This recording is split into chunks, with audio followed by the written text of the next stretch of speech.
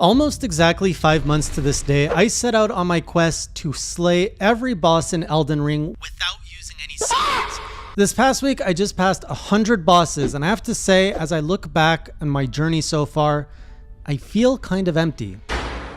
Welcome back, Classic Crew. If this is your first time here, this is one journal in a multi-series of journals where I document my whole journey through video games, specifically on this channel, Soulsborne. So I've already done Dark Souls, Dark Souls 3, Bloodborne, and Elden Ring is my latest challenge, where I set off to fight and defeat all 165 bosses in this game. So this past week, I just slayed 100 bosses. And as I've been documenting my whole journey through this, I've really started reflecting on how this has compared with my other journeys. Now, it's definitely been my longest one so far, and it's different because Elden Ring has been an open world experience compared to the other ones. Now, the reason that I feel empty is I'm realizing there was a mistake in my pledge. So when I set out my pledge to kill all bosses, I did it in order to see what all the challenges were that the game had to offer. I didn't want to leave any stone unturned in terms of challenges. I did this for Bloodborne, and I really enjoyed it because I didn't enjoy the punishment, but I enjoyed the fact that fighting every boss in Bloodborne forced me to go against all the encounters that game had to offer. And when I beat it, I really felt like I could say I completed this game.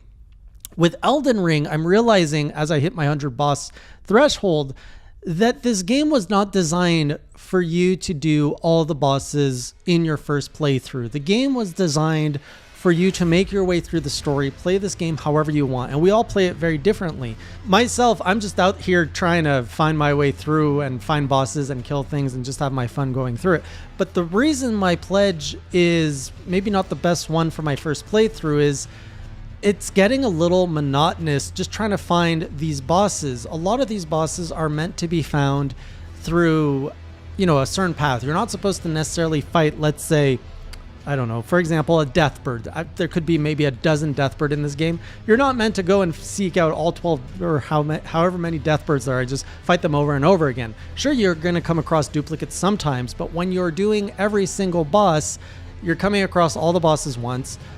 More than once, you're going to come across them many times. And then when you're going to be backtracking like what I did last week to really start knocking off all the bosses, you're going to be so over leveled, you're just going to be kind of going through the actions and the bosses aren't really going to leave any kind of impression on you. So that is the downside. The plus side is I am getting what I wanted in the sense of exploring. Because I pledged every boss, I now have to go through every nook and cranny and find them with the help of my chat. And that has led to some incredible discoveries I would have otherwise have missed. Going on side quests, discovering these NPCs, storylines and all of that. These things I would have probably missed if I hadn't. So there's definitely a pro of being a completionist, quote unquote, and because I'm not really a completionist. So as I look back on my journey, I really set off with that hype to get those adrenaline rushes from the boss fights like I do in Monster Hunter or in Bloodborne. But right now, especially last week, it's either, this boss is too hard or, this boss is too easy. And I don't feel like there's really that much story being built for most of these bosses. The story bosses, absolutely, there's a whole story built around them. They become epic boss fights, but those are few and far between. So even though you have this massive land with a lot of bosses, it's maybe a dozen or two that are really these iconic bosses like what you would find in Dark Souls or Bloodborne. Not that I'm saying it's necessarily wrong. I would rather have a massive world to explore with a lot of kind of more minor bosses and just a few iconic bosses. I think that is the way to do it, but I think it's better experience. You just go in blind. It's a very tough game, I think, to experience for the first time as a streamer. Not that I regret any of the decisions I take, just as I reflect on it, this is where I'm at. Now, bear with me as I guide you through what I did in this past week in terms of updates. So first order of business, went back to Limgrave, cleared out a bunch of stuff I was missing, such as a Night Rider, Deathbird. You'll notice that these are bosses that only come out at night. So because I was hardly ever exploring at night for whatever reason, I missed a lot of these bosses because I didn't know that they only came out at night. Miranda Blossom, that was at the end of a cave that I completely missed. Bell-bearing Hunter, I'm kind of glad I missed him because he would have destroyed me.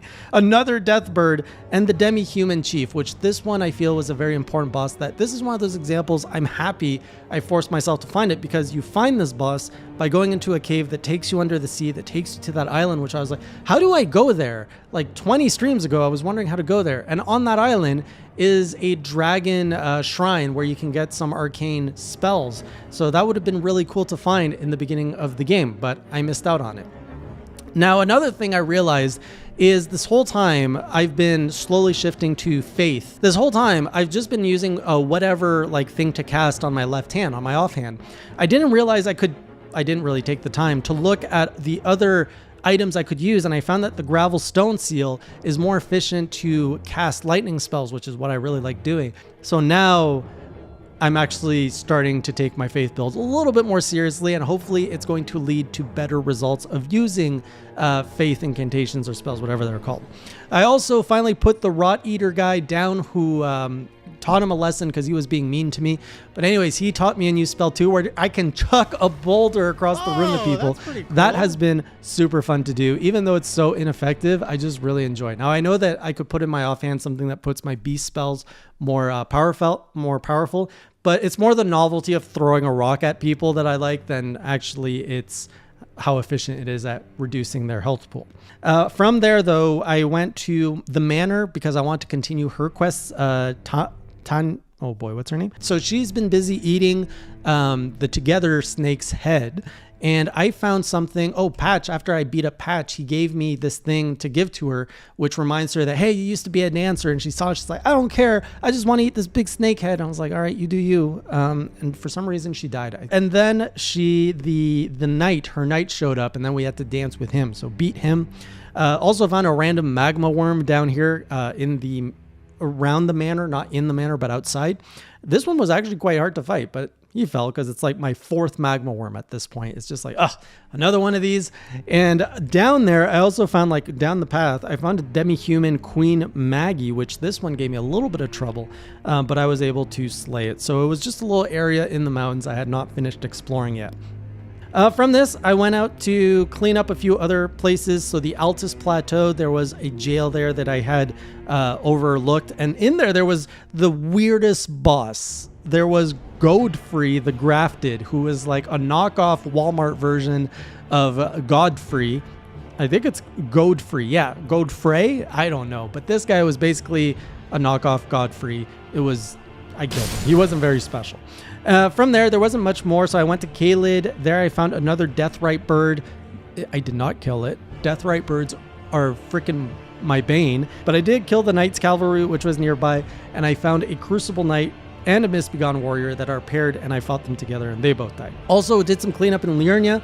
So there I found out that they took over the castle. One of my NPCs, the girl with the bird, she's there with the other guy that I freed his keep, and they're all like, we will now rule Limgrave. I'm like, okay, cool, you do you. In Liurnia, found Jarburg, which is a really cool town of Potmans. So that was a nice discovery. Also continued Hieda's questline, which taught me that there is this whole place with the Eye of Sauron, and you can get a whole different flavor of curse. Did not like that. Oh, and then around this point, I also learned after Chow was like, you should really start dual wielding. So I have 2 great swords now. So now I'm doing more damage, I suspect, with my 2 great swords. It looks dumb. I don't like what it looks like.